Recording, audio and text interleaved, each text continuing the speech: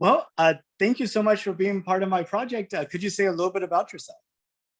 Sure. My name is Camiar. I just graduated from CMU. I studied business and CS, and now I'm working as a software engineer for a small startup in New York City. Um, and yeah, I'm super excited to be here and get to speak with you.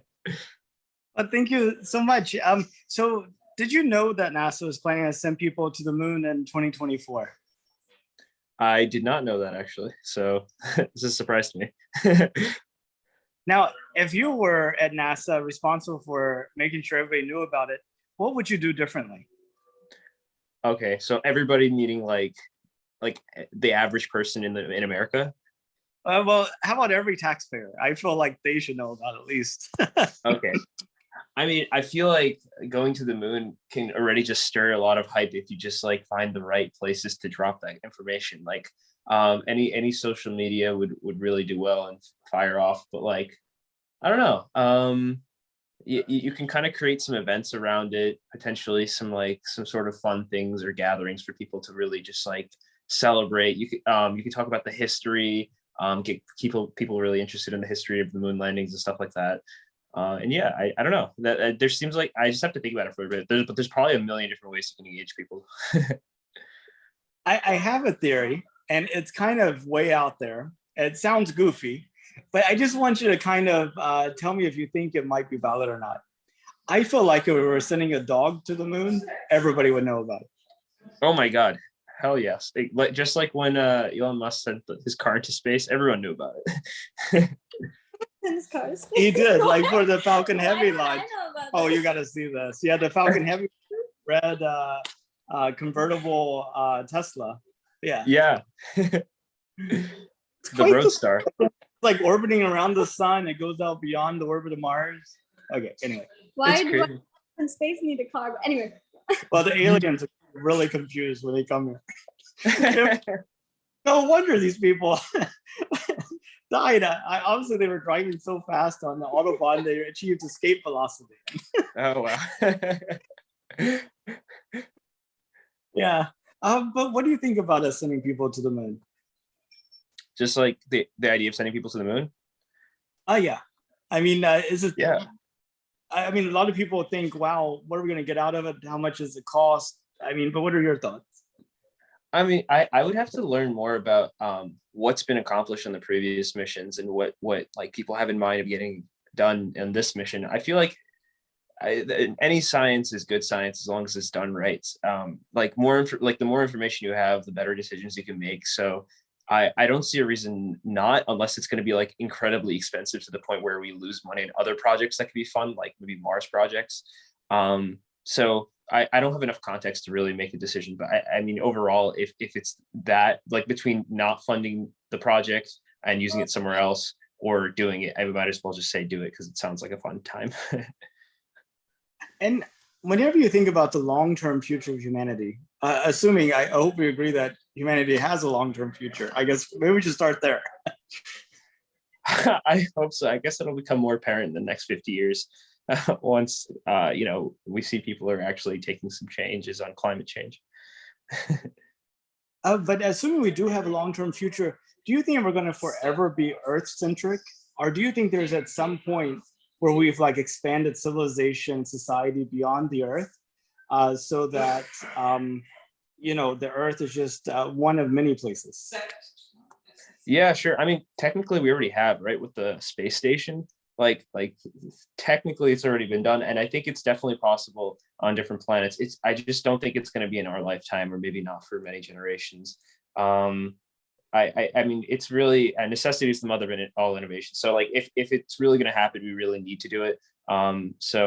If climate change does become a huge issue, I can see that happening way earlier than not. But if we can find a way to fix it, I think that'll be pushed back for a long time.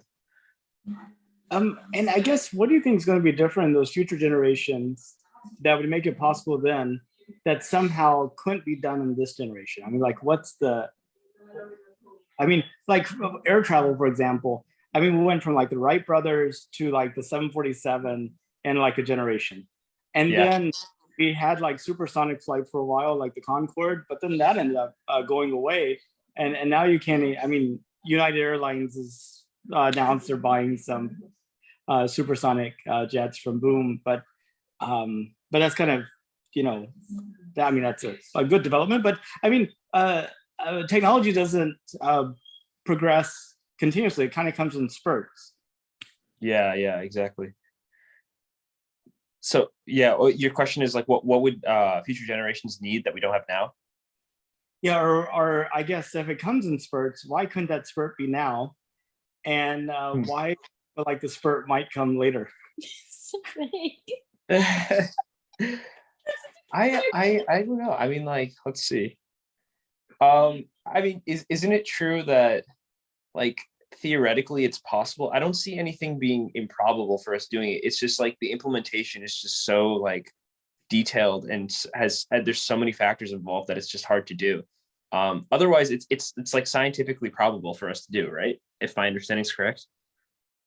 Yeah, but I guess it all is about engineers actually being applied to the problem, coming up with Yeah. solutions, the solutions being tested. Like, I mean, the time could pass just as easily with that never happening. Yeah, that's true. Yeah, I guess I don't know. I guess if one country just gets really interested in the idea and tries to do it, that'd be cool. I mean, yeah, I personally think we have all the technology we need. We just need the dedication and perseverance now to actually go do it. And if it was safe and affordable, would you go to space? Oh yeah, 100%. That sounds like so much fun. Like just to orbit or to the moon and back, or would you like immigrate to Mars? As far as my money will take me. Wow. It'd be so cool to go to the moon and back. But you would really consider immigrating to Mars? No, probably visit. I definitely wouldn't live there. It's just way too risky. I mean, like if me immigrating to Mars potentially has some benefits to humanity, then yes, of course, that would be awesome. But like, I don't see myself being in a position to do that. So it'd probably be more so like a civilian immigration. In that case, I wouldn't want to do it. Yeah, but even just visiting, you're probably looking at a 2-year trip with half of that being in free fall on your way to there and back. Yeah, I mean, it's a trip of a lifetime. Literally, quite literally. So Cameron, when he's gonna tell someone, "I'd go to the moon and back for you if I could afford it." Wow. Exactly. Isn't Jeff Bezos going with his brother? So he has a company called Blue Origin, and they have a suborbital rocket called New Shepard, named after Alan Shepard, the first American to actually make it into space. He didn't actually orbit the Earth. And New Shepard takes off, has a little capsule, goes above the Kármán line, which is considered to be the separation between when atmospheric flight versus rocket flight. The atmosphere has become so thin at that point.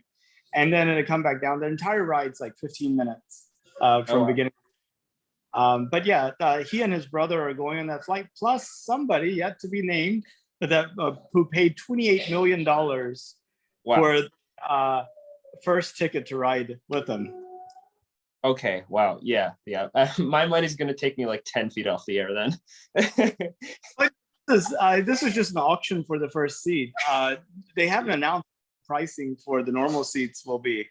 Oh wow, okay. I think they were looking at trying to maximize, to be like the first person to ride the New Shepard. People remember him, but the second trip, nobody's going to know who they are. Okay, awesome. Well, I really appreciate your time. Is there anything you wanted to talk about that we didn't get to? So could you talk about more about your job and your functioning? Sure. So space is completely unrelated to my job. I'm a software person. I work for a company in San Francisco, and I work in their customer support group, helping some of our bigger clients. But on the side, I have a North Houston Space Society chapter that I've put together. We meet once a month and have guest speakers. And then I volunteer at Space Center Houston once a month to kind of stay connected with that community. And then I got this Countdown to the Moon project, which is going to be a part of my life for the next 1,287 days. But who's counting? Okay, that's awesome. Yeah. And I mean, based on the interviews you've had with everyone, do you think, like, I'm curious about the people who don't want to go to space. What were their reasonings for not going to space? Like the people who say they don't want to go if it's safe and affordable. Yeah. The number one reason is claustrophobia. Yeah, They I don't. think I said no. Yeah, they don't want to Okay. be stuck in a small confined space. Interesting. Long periods of time, which is kind of weird. It's like on one hand you have the claustrophobia, on the other hand you have like the agoraphobia. You get both like wrapped up. Yeah, that makes sense. Okay. Yeah. And based on your own research, do you think space travel is going to be affordable in our lifetime? I do. I actually think it's going to be affordable in the next 10 years, like before 2030. What? Get out of here. What's affordable mean? Affordable, I think, for the same price of a first class ticket from the No. US to New Zealand, No. you can go into space. Wow. We can barely make electric cars autonomous. Like, this is like this is whack. I hope you're right. I hope I'm wrong though. Well, I mean, you should see what SpaceX is doing down there in Brownsville, Texas, in a place called Boca Chica. They're Yeah. building 100% reusable rocket that will be able to carry 100 people at a time, Oh wow. and will be 100% reusable. And they can use the same rocket 3 times a day. And they're planning to manufacture 2 of them per week. So, Wow. when you get to that scale, you're like, I mean, if you look at the Wright brothers plane and you say, hey, you know what we need is airports. People will be like, what are you talking about? We're like, first class, what? Oh my god. Hopefully it works out though, and that it's actually reusable. Because can you believe we're in an era where we can reuse rockets, but we still can't get people to put their recycle in the right bucket? Rockets haven't been reusable because they've been put in the wrong trash receptacle. There's a little bit more planning that goes in. It's not because of like a rocket, return fee. Like what is it? Bottle. Where you get 5 cents for returning the bottle. Yeah.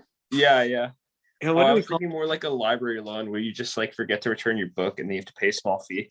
Do you owe CMU some bucks? I do? No. He's like, I'm on video. Yeah, no.